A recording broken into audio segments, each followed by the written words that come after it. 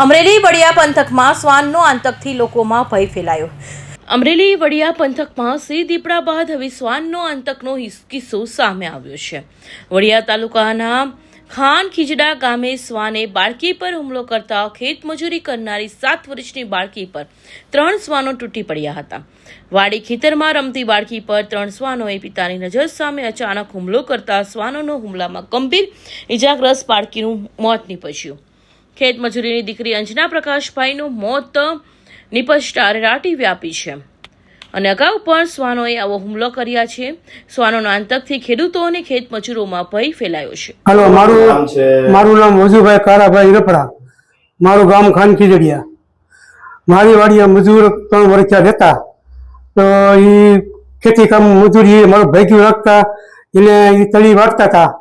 પાછળથી કૂતરા આવ્યા અને 3 કૂતરા છોકરીને ઉપાડી અને એને મારી નાખી। આથી 10-12 દી પહેલા એની મોટી બેનને એ મરી નહીં, પણ એને જુનાગઢ દાખલ કરી અને એને સારો થઈ અને સારું થઈ ગયું। તો આ પાછો 10-12 દી પાછો આ દાખલો થયો। અમારે સાહેબ આવા ખેતી કરવી કે અમારે શું કરવું, અવારનવાર આવી અને આમ કરી જાય છે। અમારા વાળ ઢોર વાડીએ બાંધતા હોય અને અમારે ત્યાં કિલ જીવની જોખમ છે। હવે બીજું શું કરીએ અમે સાહેબ? હવે અમારે 3 કૂતરા છે, અવારનવાર એમને હેરાન કરે છે। બરોબર। અશોક મણવર, અમરેલી।